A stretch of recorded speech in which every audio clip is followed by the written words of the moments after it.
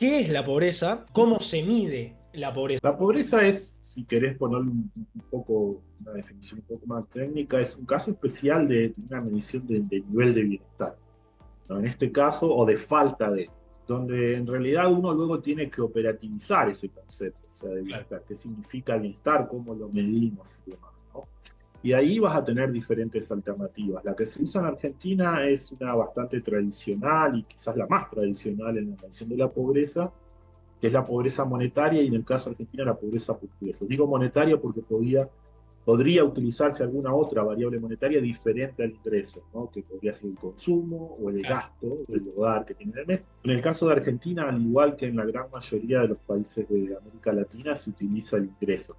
En otras partes del mundo, en particular en países en desarrollo, ¿no? En países de desarrollo también utilizan el ingreso. En otras partes del mundo, la medición monetaria es a través del consumo. Por ejemplo, en Asia y en África, Claro. particularmente en África, donde todavía no existen demasiados, en algunos lugares no existen mercados, entonces hay Claro. gente que no tienen ingresos, realmente no tienen ingresos, porque viven del trueque, viven de consumir lo que producen y demás. Entonces lo que se hace es valorizar lo que consumen para medir la pobreza monetaria. Sí. En el caso de Argentina se utiliza la medición por ingresos, y en la región, en la mayoría de los países también. En la mayoría de los países de la región, a su vez, ha habido una tendencia a empezar a complementar esa medición monetaria o por ingresos con lo que se llama la medición multidimensional, Claro, sí. que es incorporar otras dimensiones más allá del ingreso. A veces es incorporar otras dimensiones e incluso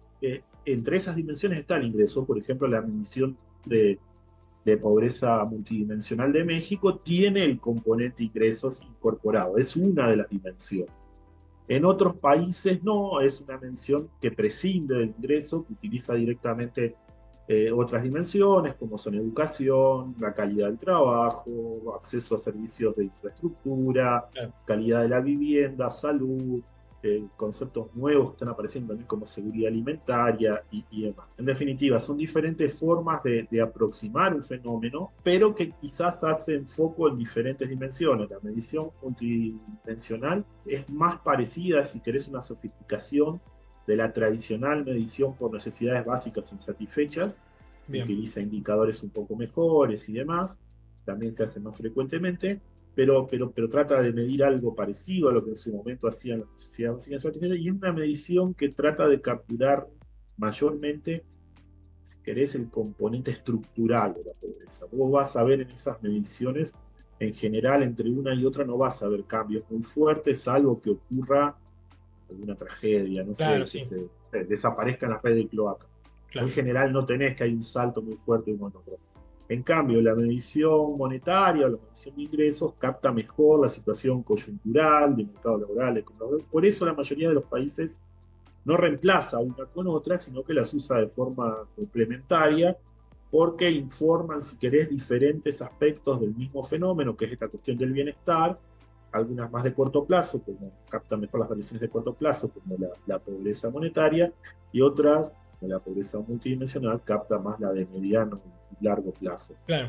En cualquier caso, en Argentina todavía tenemos la medición por ingresos, se ha hablado varias veces de incorporar la medición multidimensional, Sí. dentro de algún que otro gobierno, alguna oficina independiente ha hecho alguna estimación, o investigadores independientes también lo hemos hecho de pobreza multidimensional. En algún momento se habló de incorporar la medición multidimensional cuando tuvo todo aquel embrollo del INDEC entre Ah, 2007 y sí, sí, sí. 2015. Un En quilombito. 2013 se discontinuó la medición de la pobreza, el INDEC dejó de publicar hacia finales de 2013 la medición de la pobreza y recién retomó en 2016.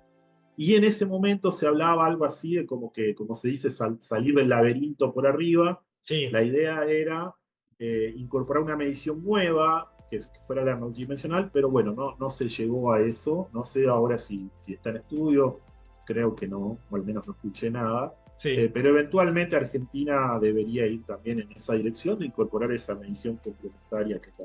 Pero en definitivas, acá seguimos midiendo por nivel de ingreso. Sí, en Argentina se sigue midiendo por ingreso, a su vez dentro de la medición por ingresos, antes hablamos medición multidimensional o medición unidimensional, por así decirlo. Dentro de la unidimensional tenés la monetaria, Ahí Sí, podés ir por consumo, gasto o por ingreso, y a su vez cuando vas por ingreso también tenés diferentes alternativas. ¿Qué es lo que incluís dentro de esos ingresos? Por ejemplo, ¿deberían incluirse las transferencias por programas sociales o no? La mayoría de los países lo hacen, lo recomendable es hacerlo. ¿Debería incluirse el alquiler implícito de la vivienda propia? claro. Bueno, algunos países lo hacen, otros no, Argentina no lo hace. Y luego también está la cuestión en esa medición, una pata es medir el bienestar de los hogares, o sea, Sí, mediciones a través del ingreso. Y luego es determinar a qué hogar no llega al umbral mínimo de bienestar, que es la línea de pobreza. bien. Ahí tenés también muchas otras opciones sobre cómo determinar la línea de pobreza. En Argentina, por ejemplo, se usa, que luego es un ajuste que se hace sobre los ingresos, pero que en definitiva es una cuestión relacionada más con la medición del nivel mínimo de bienestar, el concepto de adulto equivalente. Y es la idea de que no todos los individuos de un hogar Consume lo tienen mismo. los mismos requisitos, Claro. digamos. Entonces, las mismas necesidades, empezando por las necesidades calóricas.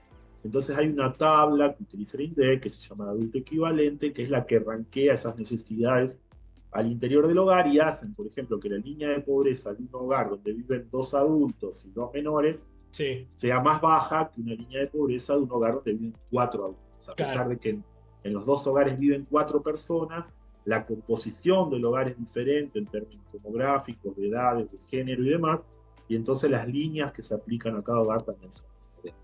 No, buenísimo. Súper claro, Leo, la verdad, súper claro.